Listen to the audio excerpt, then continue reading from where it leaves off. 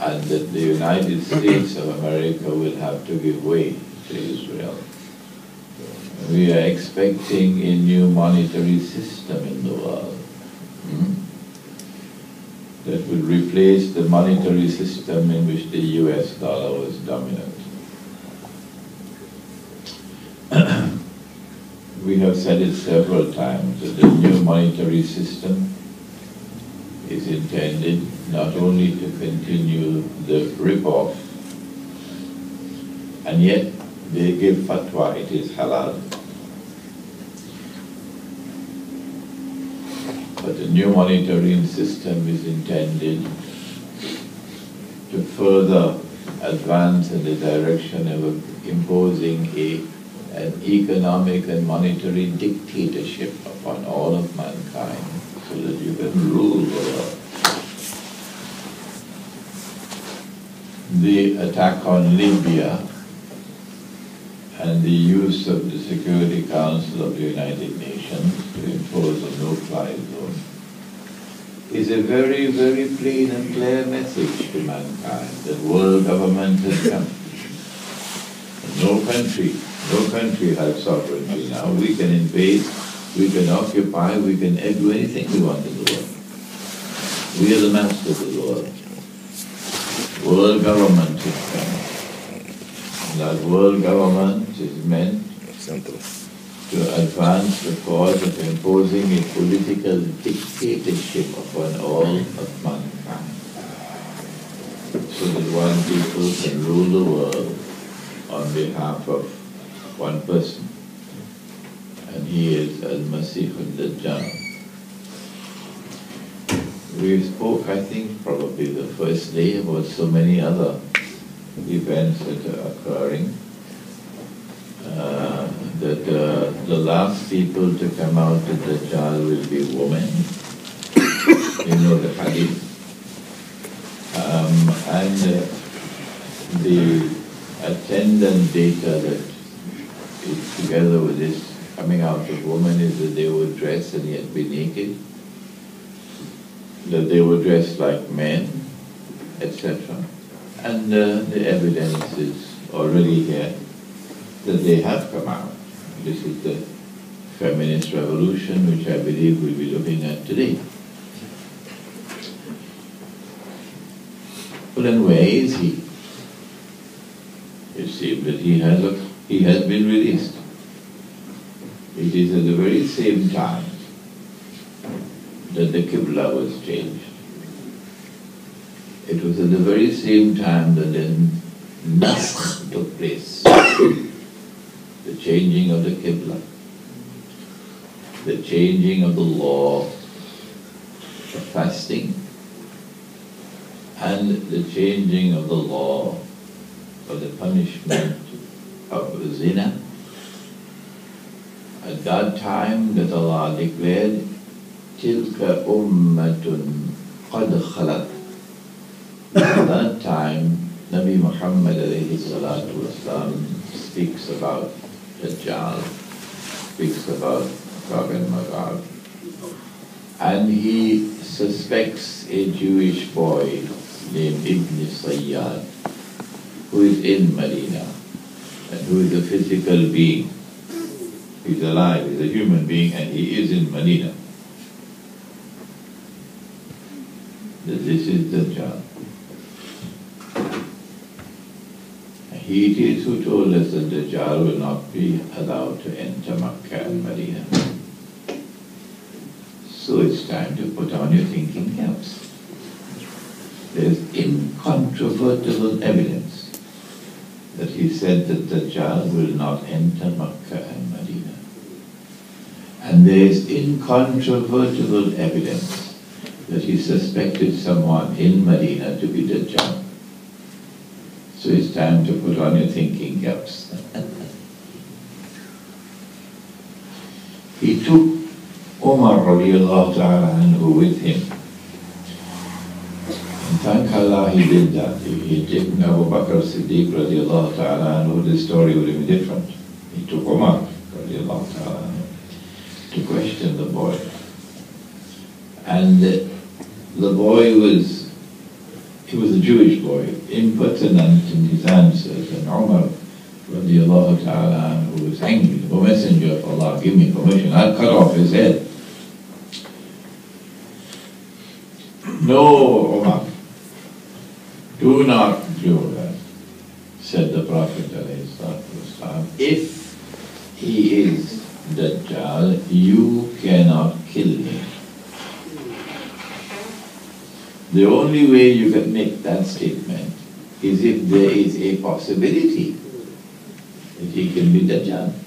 If there is no possibility, how do you say if he is Dajjal, you cannot kill him? There is only one way that there can be a possibility that he can be Dajjal, and that is that he's been released. And so we have been given the information about the release of Dajjal in this way, indirectly, for those who have the capacity to think. If he is Dajjal, you cannot kill him. It's elementary logic. And if he is not Dajjal, it would be sinful to kill him. From this we conclude that no one is under any obligation whatsoever to accept our conclusion. No. There are many other versions of the subject of Dajjal out there. Some of them quite colorful, in fact. So people are free to choose whichever one they want. There's no obligation to accept our explanation of the subject at all. So we have concluded from this that Dajjal was released in the lifetime of the Prophet ﷺ, and we have concluded that we are now located, in fact I consider this to be the most important discovery in my life in the world of knowledge, that we are now located at that moment in the historical process when a day like a month is coming to an end, and a day like a week is commencing. And so there is not much time left before the return of the Son of Mary. Alayhi salam. I could not have come to this conclusion if I had only studied it in Darul. For me to come to this conclusion, I also had to master the study of politics and economics and history to be able to come to this conclusion. Is there any reference to Dajjal in the Quran?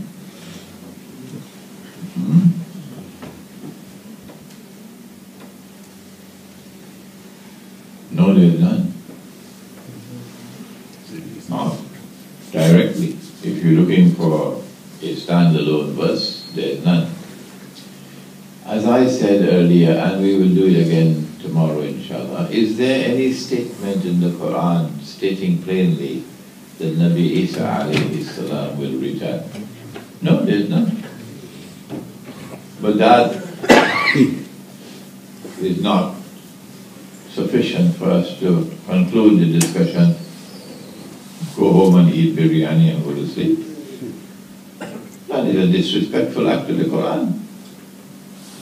The Quran speaks to you in a more sophisticated way than that. Not because you cannot find any direct reference in the Quran to it, does it mean it's not there? Because Allah speaks plainly and He says there are things in the Quran which is mastur, which is covered.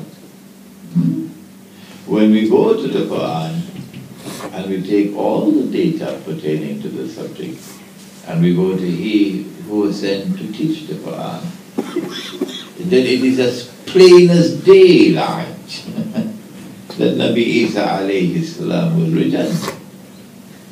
But those who choose to reject that view, that's up to you. We're not going to pick up boxing gloves with you. No, sir, not at all.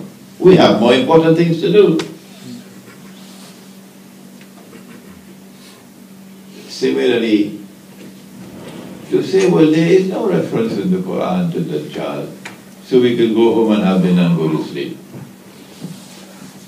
your choice. It's an act of disrespect to the Quran, which is a book for لِقَوْمِ يَتَفَكَّرُونَ فَلَا يَتَدَبَّرُونَ الْقُرْآنِ.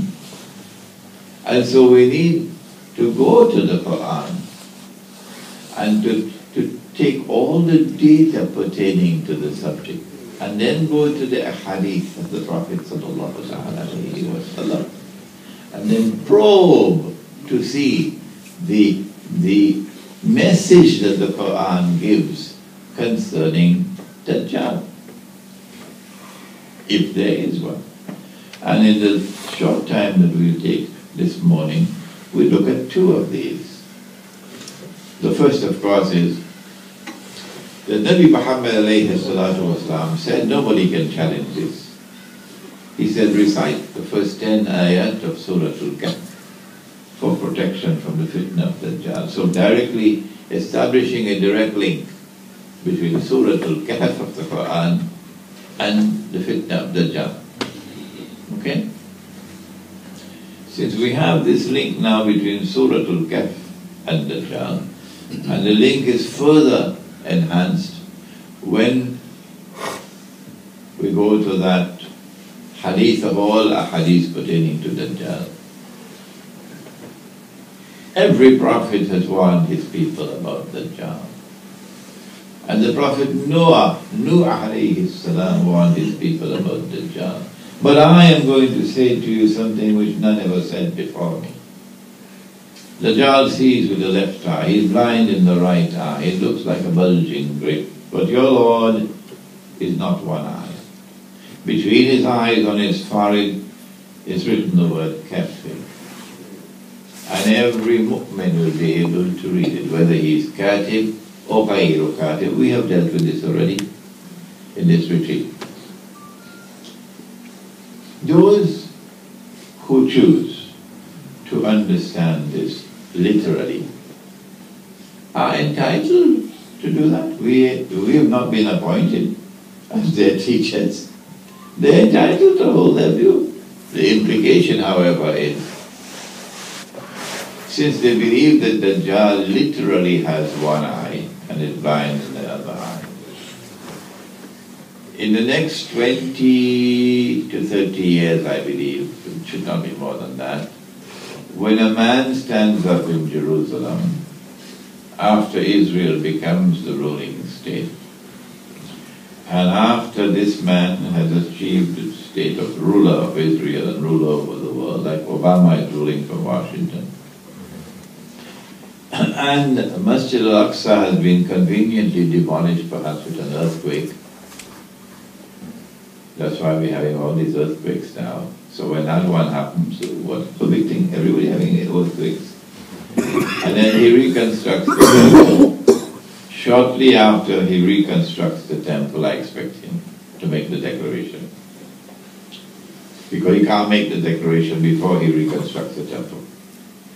I am the Messiah. It's going to happen. When that happens, it will be as plain and as clear as dazzling sunshine to these who are my students. That is Dajjal. I mean, it is so plain and clear. He says he is the Messiah. He is a Jew. He's a young man. He's powerfully built. He has curly hair. He's ruling the world from Jerusalem. Israel is the ruling state. He's just reconstructed the temple. What more do you want? He is Dajjal. But along comes he who says, no, he cannot be Dajjal. Because the prophet said, Dajjal has one eye, and this man has two. He can't be Dajjal. That is the price that they will pay. Because he would be Dajjal. It is they who have misinterpreted, misunderstood the hadith. He has one eye, he sees with his left eye, and the left eye symbolizes, we have said, knowledge externally acquired,